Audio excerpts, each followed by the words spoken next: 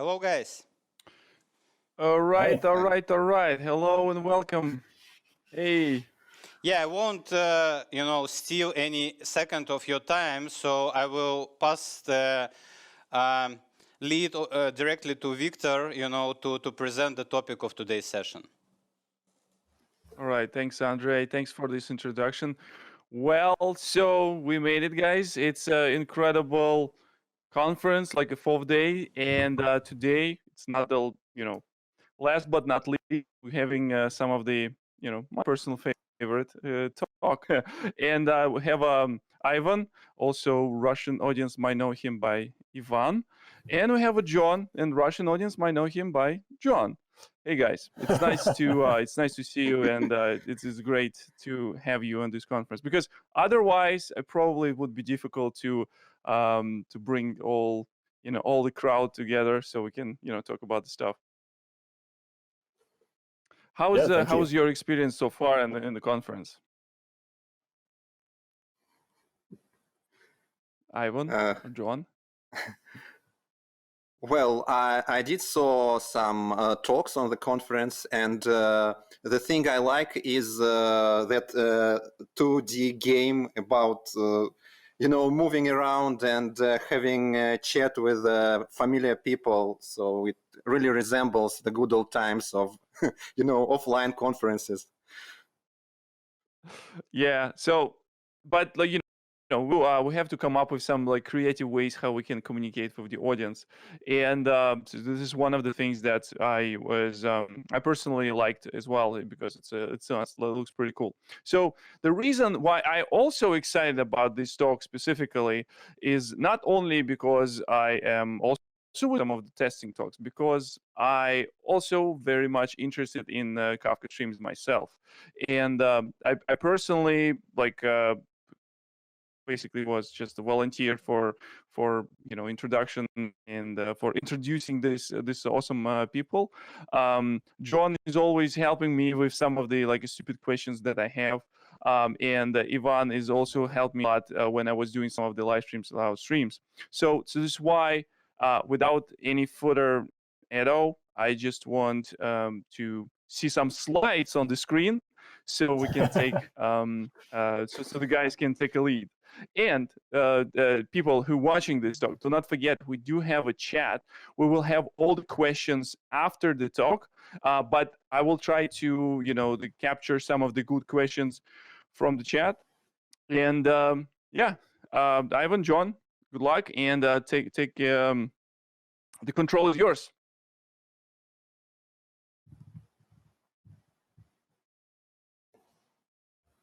All right. So yeah, welcome again to the talk. This is basically kind of an overview / deep dive into testing applications for Kafka Streams.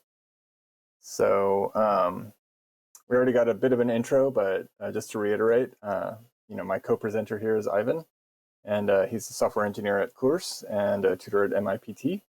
And I got to know him through his contributions to Apache Kafka.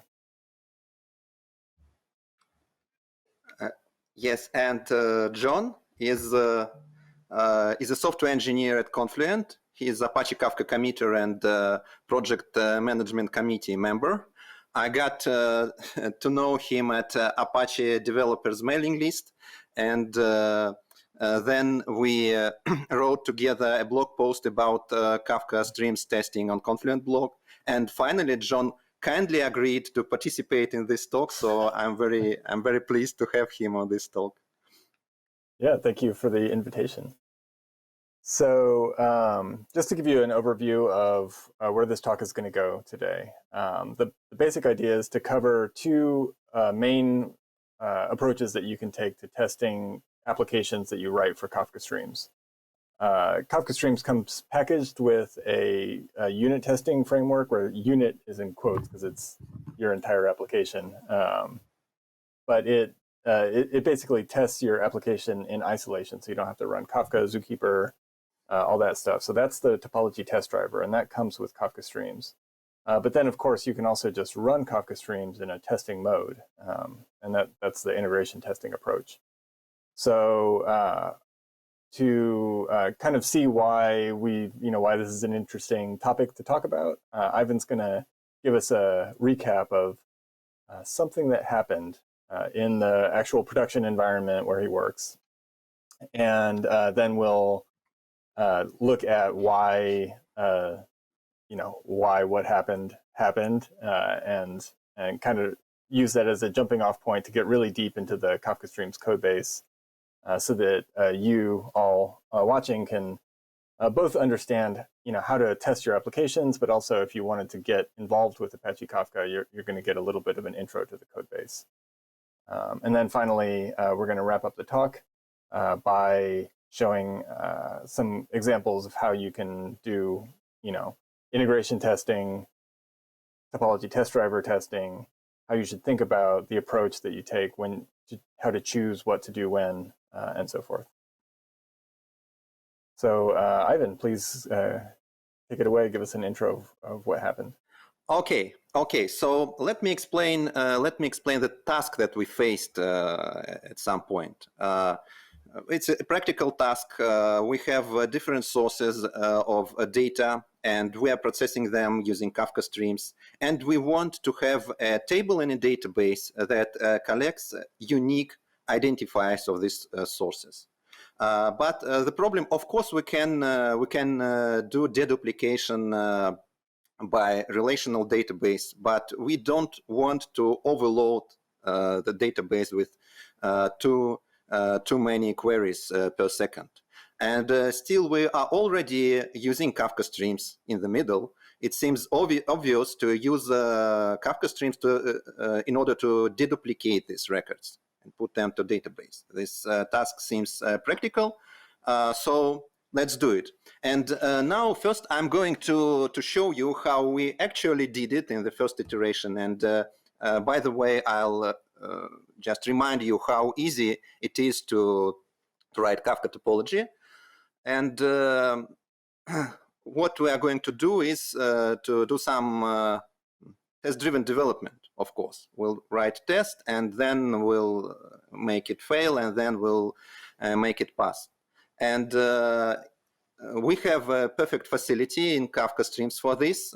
It's TopologyTestDriver that can create for us mocks of input and output topics, and it consumes a real topology, and then we can check everything. So let me dive into code, and let us actually write a test.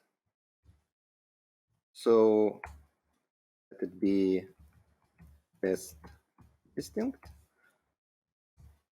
I already wrote some boilerplate code, so we have now input topic, and this is going to be a very trivial test, by the way.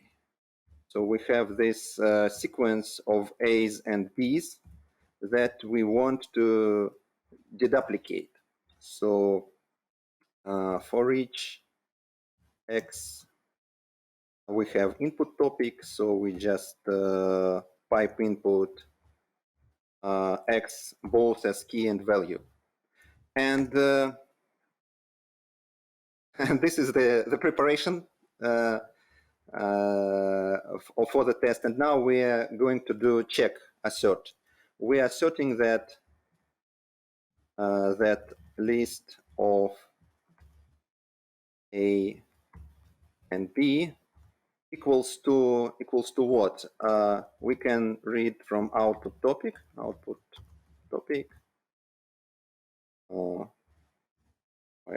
Why is it unhappy? Just lagging a bit. Read values to list. Read values to list. All right. And actually, this is all for the unit test. Just two lines of code. And let us run it in order to make sure that it fails, because we don't have any topology defined yet.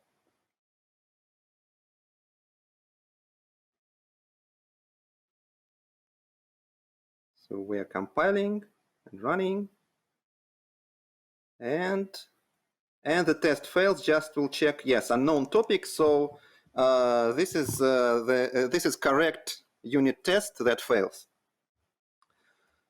Okay, John, will you dive deeper into what TopologyTestDriver is? What can it provide for us? Sure thing. So like you suggested a minute ago, the TopologyTestDriver gives you mocks of input and output topics. So there's no Zookeeper, there's no Kafka broker, there aren't any real topics anywhere. There's just some abstractions and some data structures.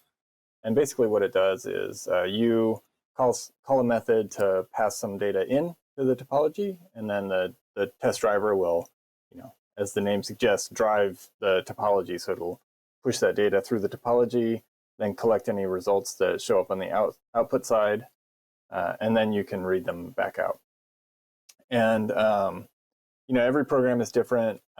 Sometimes you care about different things when you're, depending upon your use case. So the TopologyTestDriver has a bunch of different ways that you can pipe data in and out. You can see here we have a really simple method. If all you care about is values, if you're doing something like the program that you showed, where it's just operating over independent events, you can pipe in a single value. You can also read out a single value. You can pipe in a key and value pair, and you can also read out a key value pair. And this is what you used in the test. If you wanted to test a sequence of records, you can pipe in a whole list, read out a whole list.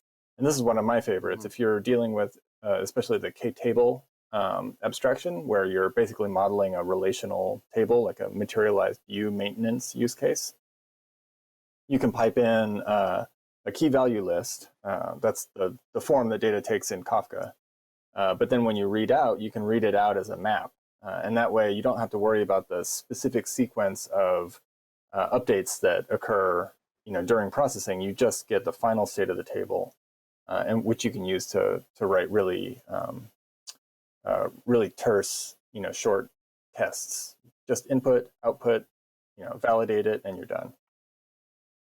It does get a little bit more complex than that. Just as a final step, Kafka records also have support for headers. There's timestamps. So there's like a little bit of extra metadata that you could potentially need to deal with. And just to sort of round out the picture, we also have methods available, so you can pipe in these complex record objects and then read them back out, just in case you need the full expressivity. With that basic overview of the TopologyTestDriver in place, maybe we can get into the full demo. You can show us the application that you wrote and the unit test. We can see what happens with the unit test. Yes, sure. I'm going to show you Spring Boot application. We're using Spring Boot because it's easily deployable to Kubernetes, and it's easy to monitor, and it's easy to write, actually, because all you have to do is just to define a bean with topology. And first, I'm going to explain my first idea about how this task can be possibly solved. For deduplication task, you always need, of course, some kind of local store. But as any programmer, I'm lazy, and I wanted to avoid using local store API in Kafka Streams because it's quite complex, quite complicated. And an idea came to my mind that reduce operation already has its own local store behind it. Let us write this simple reduce that reduces both left and right part to some stop value, and look how it might work. We have first A, and we have nothing in local storage, and it's going to local store, and since it's nothing, we have nothing to reduce it with, we forward A to the output. Then we have B, and since nothing to reduce it with, there's nothing to reduce it with, we forward B as it is. Then comes second B, and now it is reduced with stop values. Now it's reduced with B that is already in local storage. And same with second A. And at this point, all that we have to do is just filter out stop values, and we'll have deduplicated values on the output. And let's check this hypothesis. Let's actually write a topology for this. So what we have here? We have here a topology bin. So, and we have a streams builder, so we can have stream. That's topics configuration, input topic number 1, consumed with this string.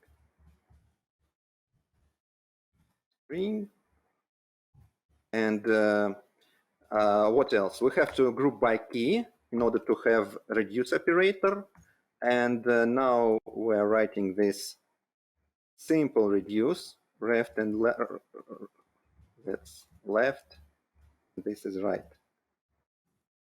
Okay, to stop you.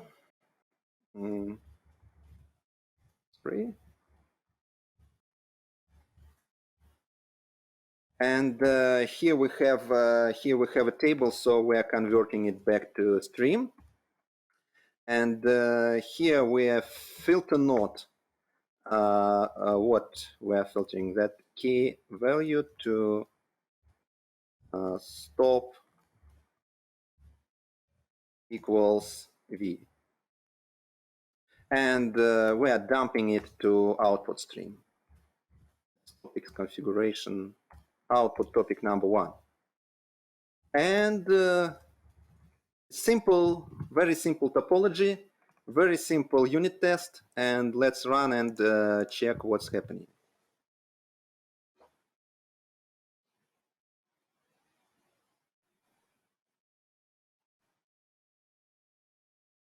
Okay, the test is green. So it's actually green, and our CI build is passing. And we did everything according to user manual. We've written a test, and for sure we can push it to production. I think we didn't miss anything. But what we saw in production actually was a picture like this one. The blue line is input rate of messages, and the flat red line at 0 level is what we had at our the rate of values sent to our database. That is, no values appeared in our table. And when I told you that we wanted to reduce the load to our database, I didn't quite meant this. And actually, the thing that I like about debugging Kafka Streams applications is that you not only have server logs with stack traces, you also can have a slice of actual data and download it to local machine and replay it with, say, TopologyTestDriver. And in 9 cases out of 10, this works. You find where the problem actually is. But in this case, I replayed it with TopologyTestDriver, and I got the correct result. So, but this was not the first case when I met with this strange behavior where TopologyTestDriver behaves differently from real Kafka cluster. So what I had to do next is to spin up Docker Compose, Kafka cluster, debugger, and dive deep into debugging, step-by-step debugging of Kafka code. So John, since you are the developer of this system, can you please justify what's wrong? Maybe something's wrong with the test driver. Maybe something's wrong with us. Why is it so? Why Kafka behaves differently in some cases from TopologyTestDriver? Yeah, thank you. So essentially, the difference is that TopologyTestDriver is designed to take your exact application and run data, input data through, execute it the same way, and then spit the output out. But it doesn't happen in exactly the same way, just like you observed and like you've observed before. So the basic way that I think that you can think about the difference between these two systems is that Kafka Streams is a big data streaming framework. It's really designed to perform well, with high throughput under heavy load. And TopologyTestDriver is designed to run fast, to execute deterministically, and synchronously. So if you look at what it means to be, a big data, high throughput streaming framework, it really just boils down to like the basic computer science things that you need to do to get high throughput. You have to batch aggressively. You have to do, make good use of buffers and cache aggressively. And it turns out in this particular case, it's really the cache that's biting you. In contrast, for a unit testing framework to really be, ideal for you to use it, you want it to give you back results right away. And that means you want it to flush the cache after every update. You don't want to have to sit there and wait, build in thread sleeps and stuff like that, waiting for the data to arrive. And there's some fundamental tension between these two use cases, and that's really what's causing the disconnect here. Specifically, the way it'll help to understand the way that the cache works, and we're going to get in a minute into the details of how exactly these two, the real Kafka Streams and the TopologyTestDriver, execute. But specifically to understand the cache, the basic idea is that in a k-table context, so this is like your relational table, you don't really care about seeing every single update. Every single input doesn't need to translate to each output one-to-one. So if you have a lot of updates for a single record, you can imagine like a single record gets updated 100 times within a couple seconds.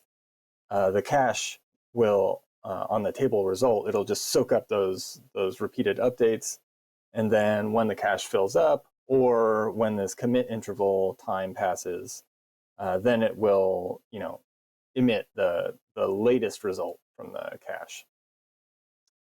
So to give you a good sort of visual representation of what's happening here, you have your same program here, the reduce operator. You have the same input stream, except now we're looking at the effect of the cache in the picture.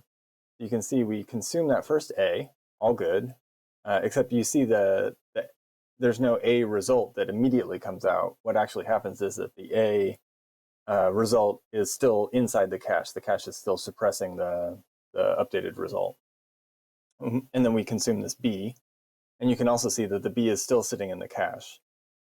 And then this is where trouble is going to strike. So we're going to consume this second B. You can see the reduce, the definition of the reduce function is when it has a B on the left and the right, then it's going to convert the result to a stop. Except we still haven't emitted anything. So now we only have stop as the value for B in the cache. And then when we consume that A, we also only have stop as the value for A in the cache.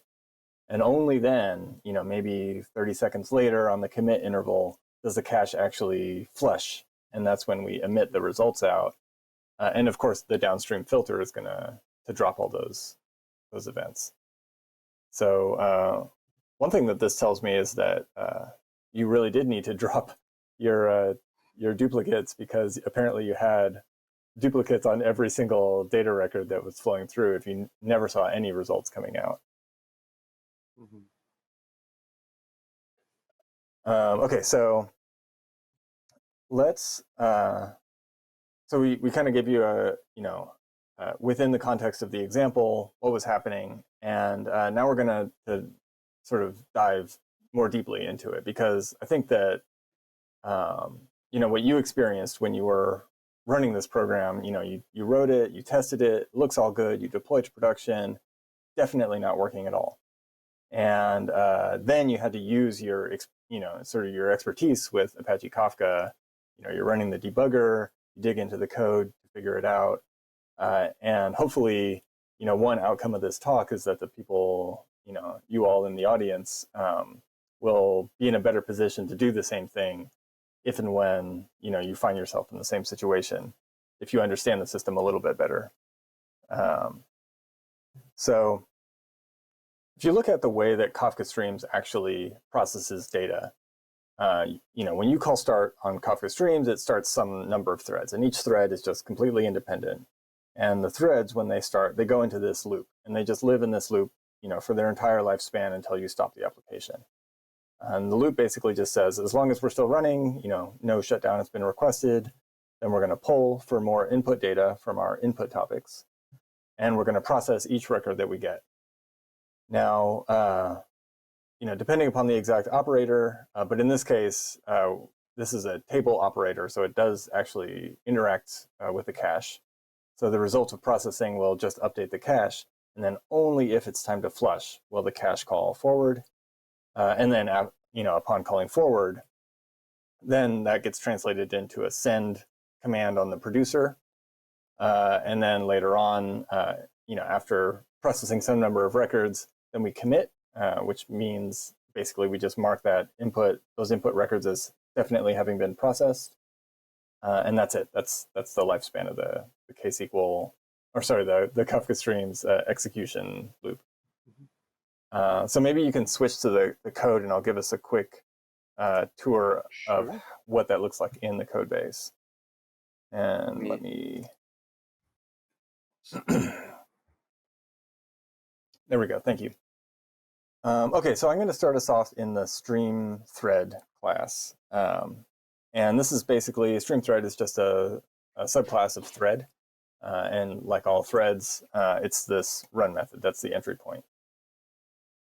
So you can see that as soon as the threads start, they're going to check a couple things, but really they just go right into this run loop method. And that's it. The thread will go into the run loop method and stay there until something bad happens. It crashes or you call shutdown.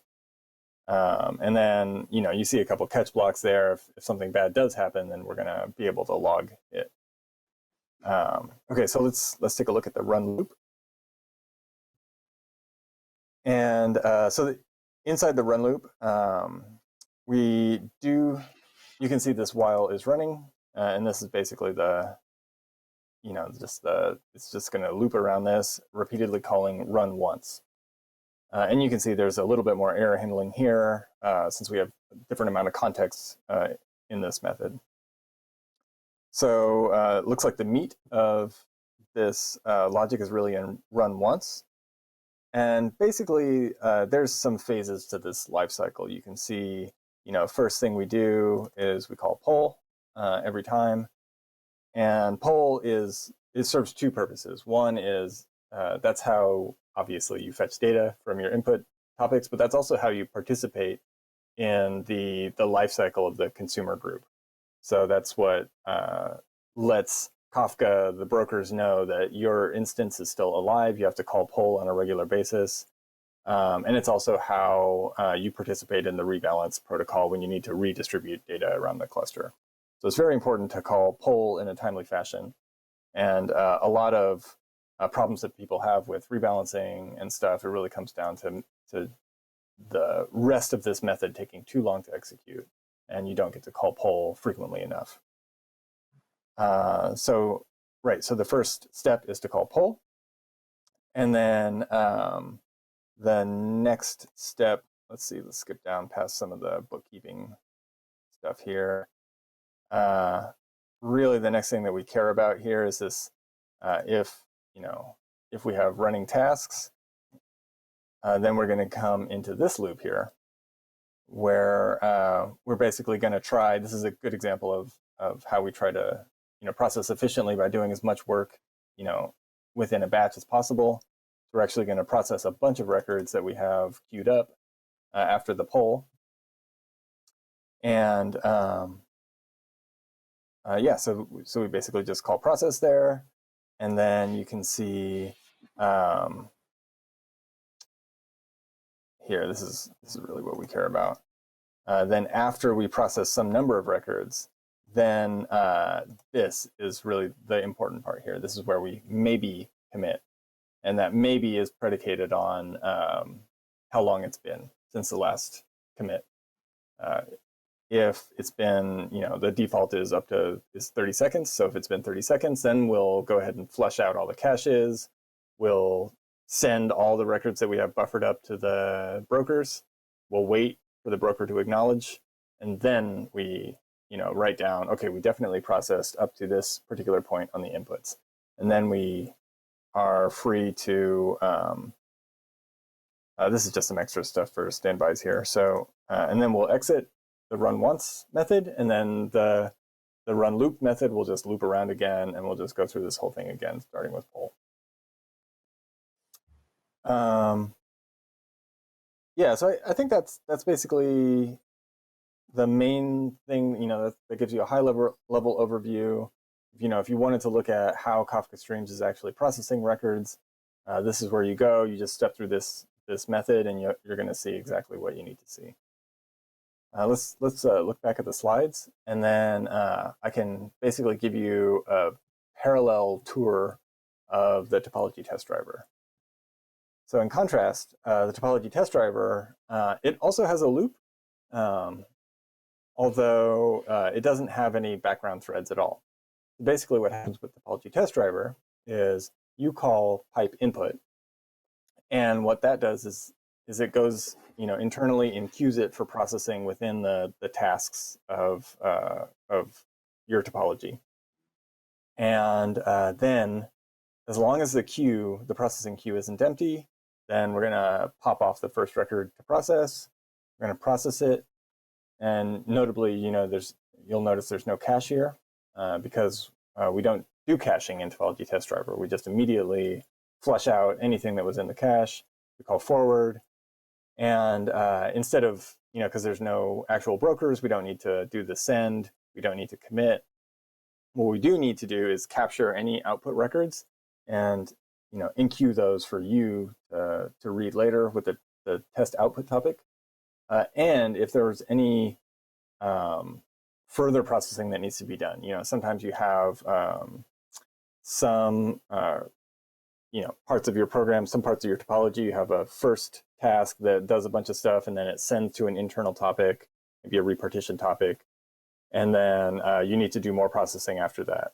And this is the mechanism by which we sort of capture those internal records. We just put them right back on the queue, and we just process again. We keep going around this loop until there's nothing else to do. And then that's when we know that all the results that you need are already queued up in the output topic. And then this method will exit. And that way, by the time pipe input returns to you, then all of your outputs are already collected in the output topic, ready for you to read. We can take a quick look at the code just to just to kind of bring it down to a more concrete level.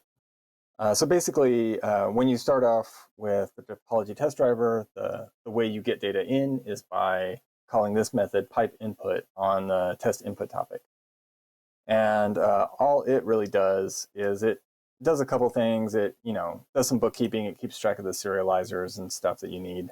But basically, it just defers to the Topology test driver itself and calls this pipe record method. And then in pipe record, you can see there's some serialization, whatnot that happens. And then there's another internal call. There's some validation. And then really this right here is the part that we care about. A little too far down.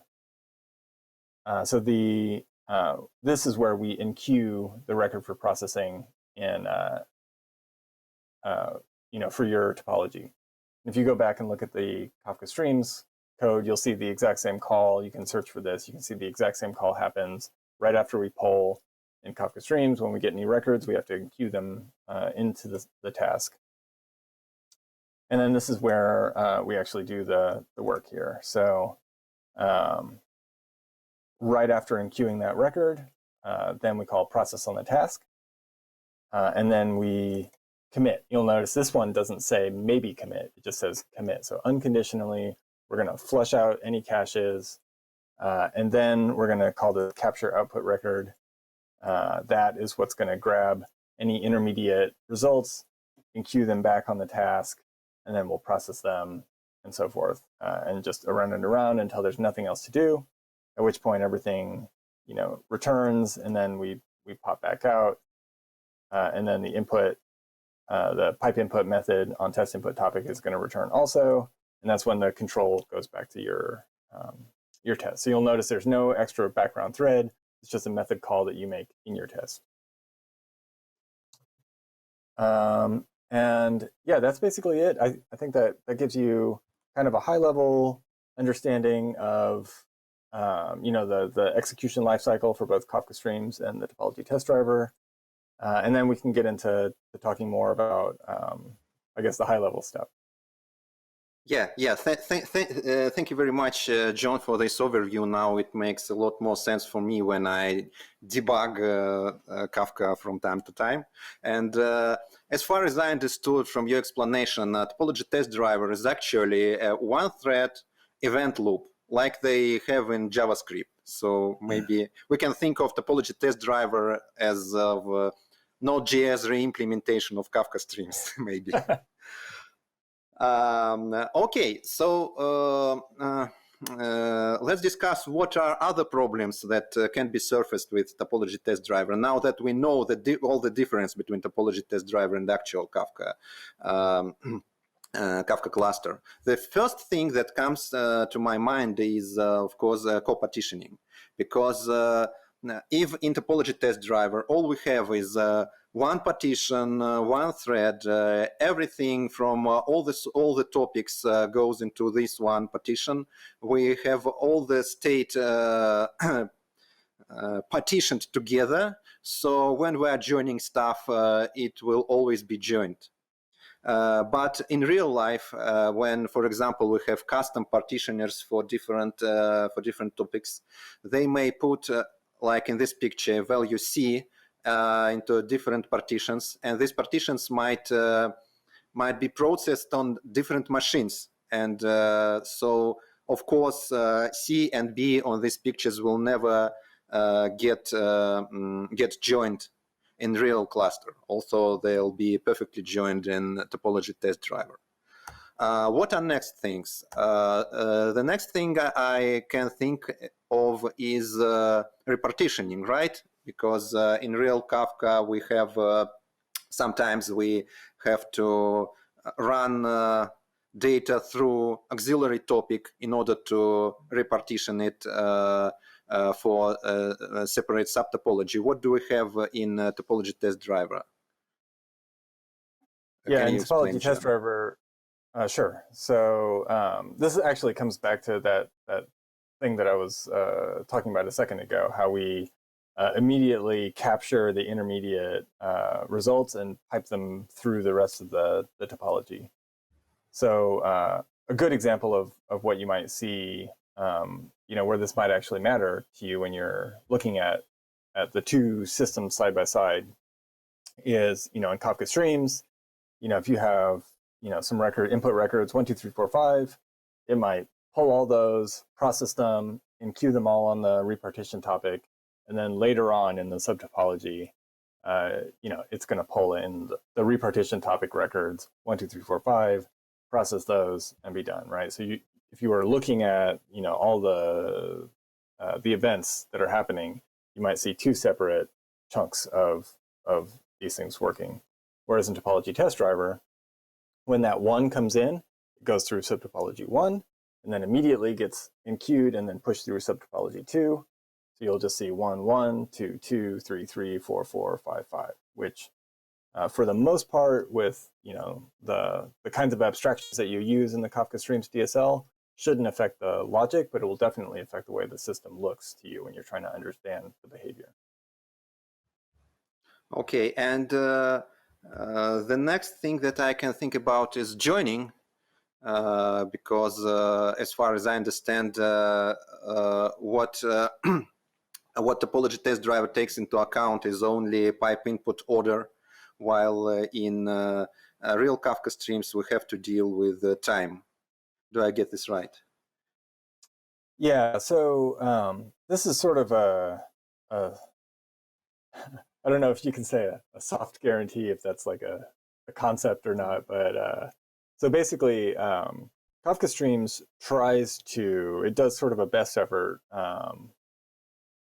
at processing records in their timestamp order. So for example, if you have two different topics, you're consuming them and joining them, for example. And let's say, on one topic, you have a record from 1970, and then on another topic, you have a record from, 2020. And then on another topic, you have a record, maybe from the future, from, 2050 or something like that, when no one even remembers what, what was going on in 2020. So what the real Kafka Streams would do, when it's confronted with these three input topics, it's got the records queued up on them, it's actually going to look at the timestamps of all three of those topics, of the head record of all three of the topics, and choose the one with the least timestamp first, and then the next one. So you'll see the records get joined and processed in the order of 1970, 2020, 2050.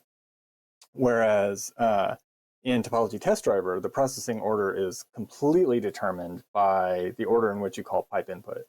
So, that might be nice if you wanted to test specifically what happens, with different orderings, but it also might be unexpected if you just, took some, like you were saying earlier, if you took some production data, which can be disordered arbitrarily, and just copy and paste it into the test, you would see it execute just in the exact order that the data, appears. Whereas, in the real one, it's going to try and reorder these records to be in the right order.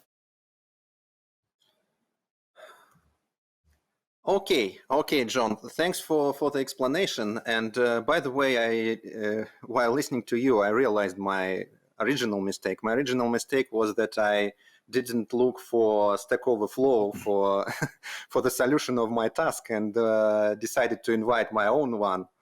And actually, only afterwards I found this solution on Stack Overflow flow given by Michael Knowles. So probably I must trust it, but should I? Because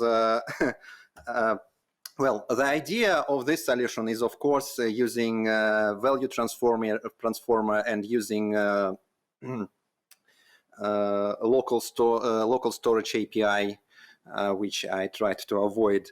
But it should go like this: since value transformer decides which record to forward and which not to forward by itself, without a cache will not mess. So it will go like this. We still have cache, but it doesn't mess with us. So finally, we'll have the list of deduplicated records.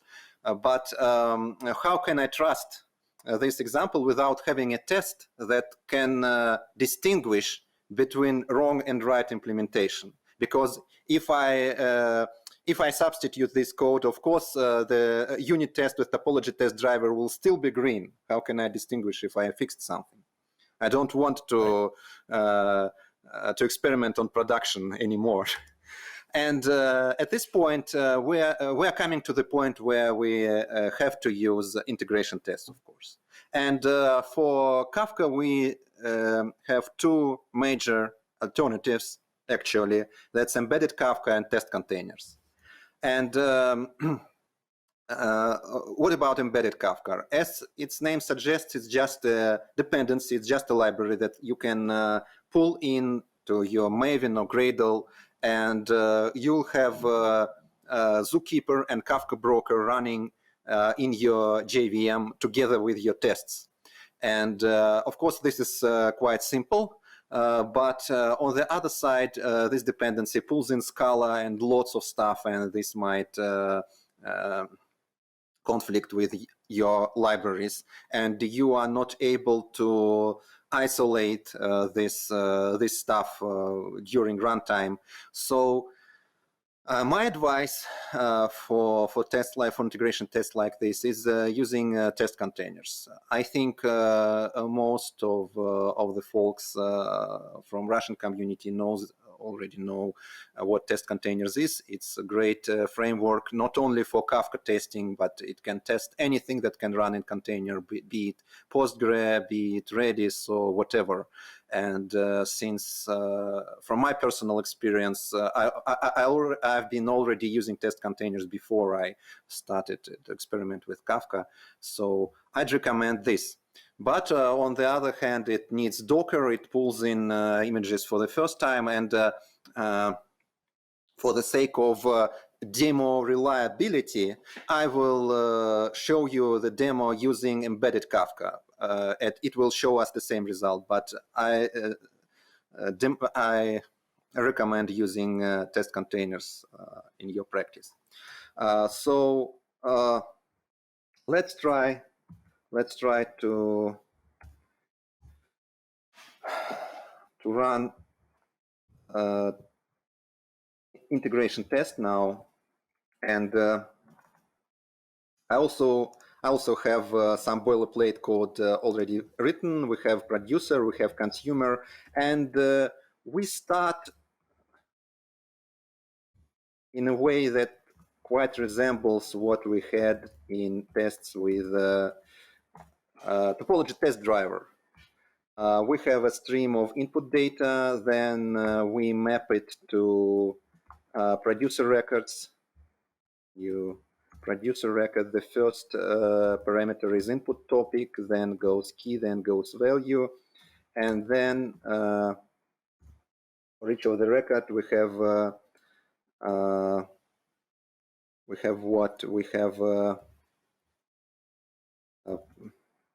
producer sent. Yes, and up to this point, it looks quite simple and quite resembling what we had in unit tests so far. But when we try to read data, then new question arise, new problems appear. We have this consumer, and we have this poll, and we have to set the duration of the poll interval. And what this interval should be, we can't tell in advance, because as with any interval with any waiting time, it heavily depends on your environment.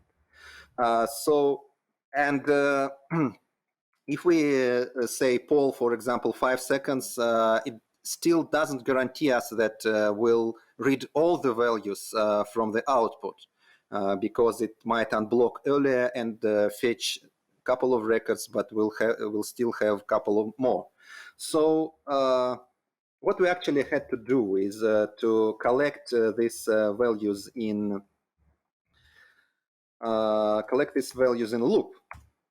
So let us introduce local variable here, and let us organize a loop to loop through the records. And we see that things are getting way more complicated with integration testing.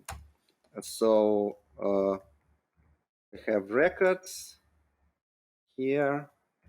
They might be empty. We are looking for the condition when they are not empty, and we're having cycle here. And here in while loop, we received a bunch of records. So, but records is iterable, so we need a nested loop here, and we need some list of string result that we will use to new array list that will be used to collect the result. Okay. So in this internal loop, what we are doing is we have result, add a record, say value, and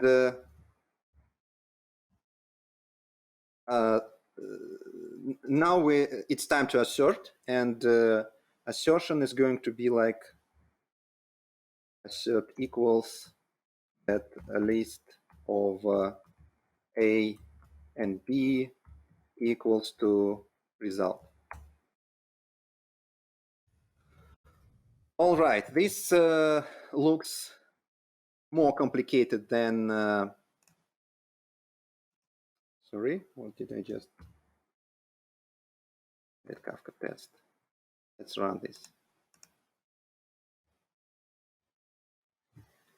More complicated than unit test involving TopologyTestDriver, and not only it's more complicated, it's running for quite a longer time. Yeah, you can see the messages scrolling past are, Zookeeper's starting, Kafka's starting, the Streams application starting, everything's waiting for everything else to become healthy before it even runs the test. Yeah, even though it's an embedded Kafka, it still spins up quite slow. And what we had here actually, sorry,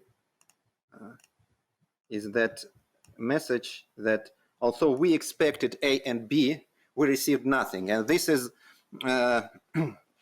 this is what we actually had in a real Kafka cluster. So now we're able to distinguish between right and wrong implementation, and let us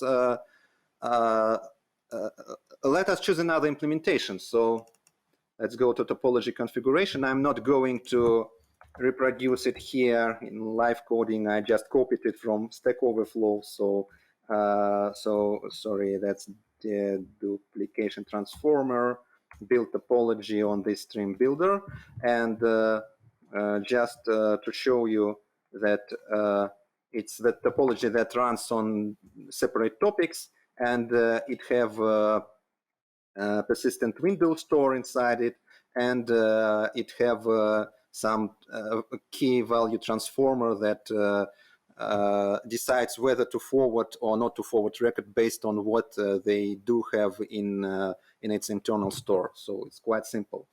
Okay, so let's write another test for this test rect distinct, and it's going to be the same test topology method but with other topics. Okay, and let's rerun and see what it shows us.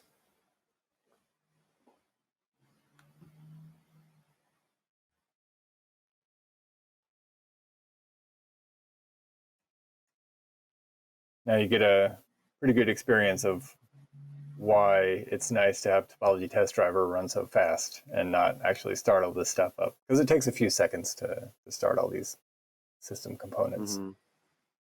Yes, and we have the test itself. It's green, so it really is able to distinguish correct implementation. But as we can see, besides the warm-up time that takes quite a long, the test itself runs for 7 seconds. And the question is, does it have to be so slow? Because from what we can see from the source code, this test cannot run less than 5 seconds, because we have this while loop, and we have this polling interval that cannot run less than 5 seconds. But if at some point we already receive the result that we're expecting, we might not have to wait longer. And this might be tricky to implement, but hopefully, in order to save time, in order to get rid of unneeded waiting, we have a beautiful awaitility library that can be used in asynchronous testing like this. So we can, with awaitility, we can express what we're expecting from the system in, say, at most 10 seconds like this. So we are passing to awaitility some condition evaluator. What it does is it polls this evaluator in a separate thread repeatedly by default it's 100 milliseconds, but of course you can set up anything you want. And if in less than 10 seconds, in 1 second, in 2 seconds, we have condition evaluator returns true, then awaitility await unblocks and test passes. If after 10 seconds condition evaluator still returns false, then await raises an exception and test fails. So in our scenario, we have a test running for only 7 seconds, which is not a problem if we have only one test like this. But if we have dozens of tests like this can add up to a significant amount of time. So we'll have to reduce this time. I think we still have some time to try to rewrite this method using awaitility. So let me practice. We have awaitility here. We have, okay. And we have to input all the constants, and this is called result, of course. And at this point, things are getting even more complicated because we'll have to do some concurrent Java programming. We'll need to organize polling of records in a separate thread. John, I hope you'll help me with this. What do we have? Executor service, if I'm not mistaken. Yes, and it's no, executors. It's executors. It's executors. Plural. Yeah. Yes. Yeah. Always forgetting. New single thread executor, and to it we are going to submit some simple runnable, and this runnable is going to be what? This is going to be our while loop, but now we are not waiting for records to be empty. We are just waiting for, sorry, I'll just start it over again. We just current thread is interrupted. While it's not interrupted, we are pulling some records from consumer, and here of course we can declare it in the while loop, and here we can set much less interval, say 100 milliseconds, and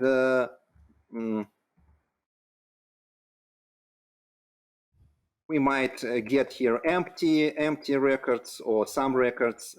We are adding them to result, but since we are now using concurrency, we'll have to use this should be copy on write array list. We now have to use thread safe data structure, of course, and not only this, we'll have to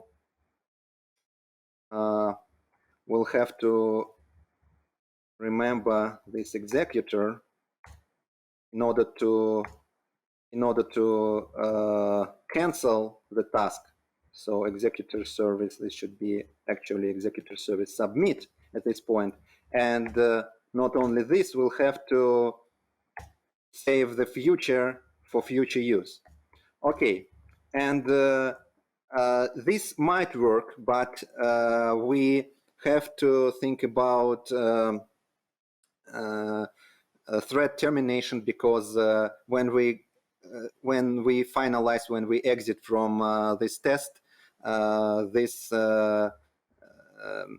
this executor service will continue this thread, which might lead to unwanted subsequent unwanted events. So we'll have to terminate it gracefully in finally block. Okay, and what do we have to do here? cancel true, and executor service await termination, say for 200 milliseconds. This should suffice for this loop to exit. And of course, our favorite exceptions. Thread interrupted exception. Okay, this was a short introduction to Java concurrent programming, and for free. Yes, for free. And you see, this is way more complicated, and it's really hard to get it right and to write it without errors, without mistakes. And but let us run and see what we get here.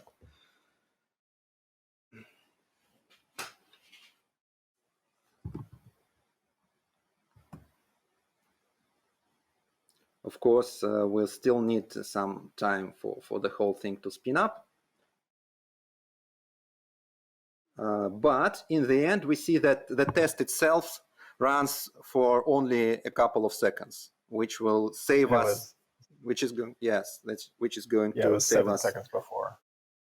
Mm-hmm, yeah. Okay. But you might think that, okay, let us never use TopologyTestDriver tests. They are not reliable. Let's always use integration tests because we can rely on them and we can cut time. But let us see on our example. Here we're terminating the test as soon as we get A and B from the output.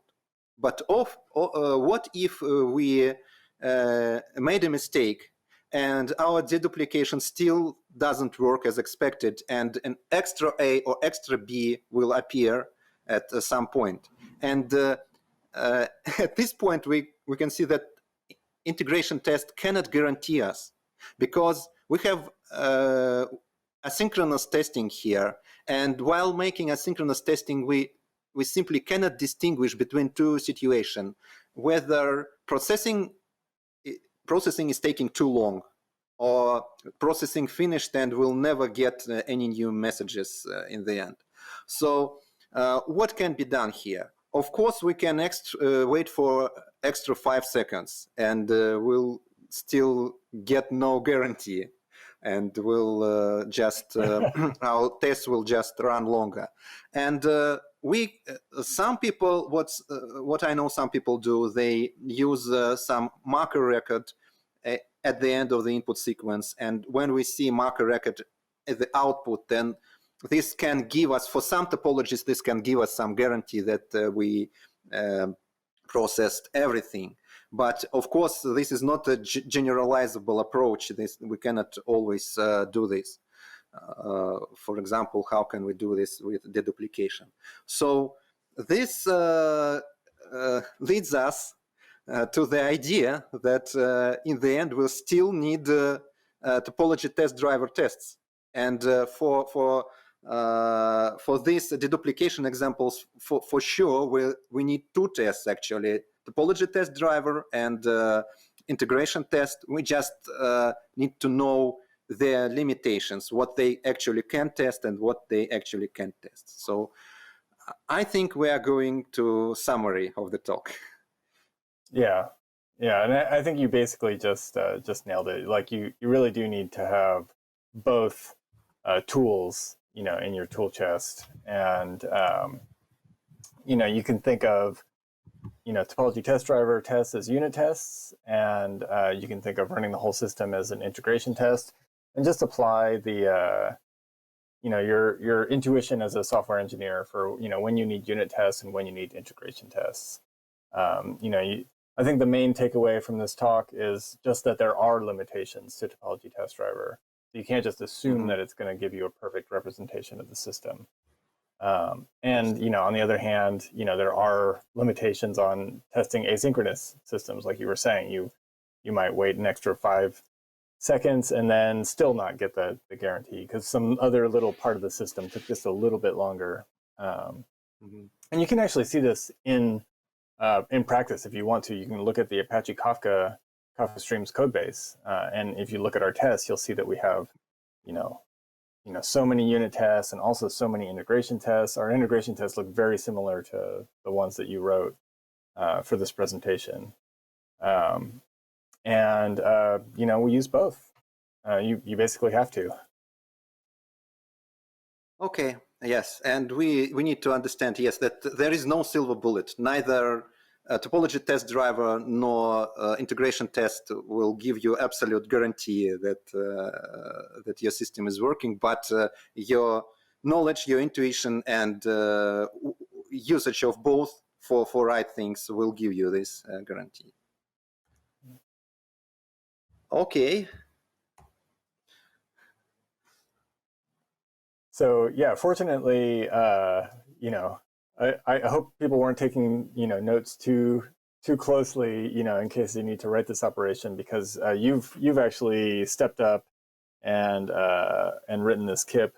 A KIP is a Kafka improvement proposal. So you're basically proposing to add this exact operation, that you wrote for work to the Apache Kafka code base, so that other people don't have to go and go through this whole thing, because I think it's safe to say it turned out to be a lot more effort than you thought it would be. Okay, so a couple of useful links for our audience. We, as I told you in the very beginning of the talk, together with John, we wrote a blog post on this matter on Confluent blog. And of course, everyone is welcomed to Russian Kafka chat on Telegram, moderated by Victor. I hope Victor will be happy to see new subscribers after this presentation. And if you are speaking English, I think you do if you are listening to this talk, you might also want to join Confluent community Slack and communicate with the rest of the world about Kafka-related stuff. So this is basically it. That's all for our talk. Thank you for listening. And if you have any questions, we'd be happy to answer them.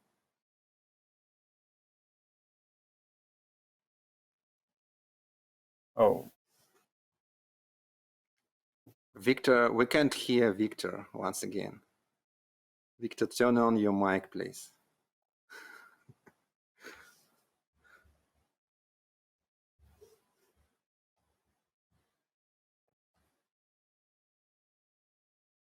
Well, I think they'll get Victor back to our conversation. In the meantime, we have some questions in the chat. And Andrei asked us, have we measured performance advantage of using TopologyTestDriver? Well, in the end of the talk, I think it's obvious that it doesn't make sense to measure the performance advantage, because you use TopologyTestDriver for one thing and integration test for the other thing. And folks, yeah, like while Vic is joining back, yeah, maybe I can ask you a question, like given I warmed up the chat myself, because I also, use Kafka in my production environment, and yeah, it's a very interesting topic to me, personally. I have a general question, like we all are software engineers, not focused on one specific technology. Have you ever, compared this approach to Kafka Streams testing with something, similar in the industry, such as Spark Streams testing or something else, like other test harnesses similar, or you went, entirely different approach in Kafka? That is a good question. I have not done a competitive survey of other systems. No props. yes. And yeah, and I also asked it in chat, like I Googled in parallel with your session, just to learn more about what other approach exists. I found, seems well-known, like several years old Scala library to use Kafka Streams via its own DSL. And even more, it has a Java 8 port of it. If you hate Scala for some reason, have you guys, It's me. tried Yes. it or compared? I hate Scala for some reasons, without no reason. Yeah, I just wonder if there is any difference, in approach with that library, which seems to exist for several years, and the TopologyTestDriver, which we discussed today. Yeah, actually, I wasn't library? aware of that mock streams library.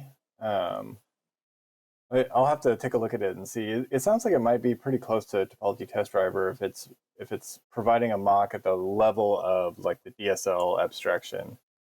Mock Kafka sounds more like it's actually mocking the sort of maybe the producer and consumer, which is something that we thought about doing. But it turns out, I mean, I could take a look at this library and see if I think it's a, I guess my guess would be that it's, if it is mocking the producer and consumer, it's probably only mocking some of the APIs, the commonly used ones, which would be super useful, if you're writing Kafka code, consumers and producers.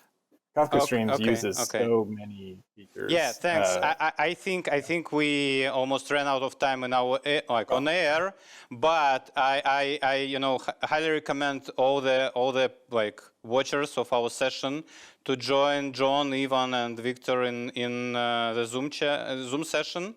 The link is available on the platform for our viewers. So feel free to continue the conversation there, and I hope you cover more topics in deep. So thank you guys. Thank you. Thank you. Thank you.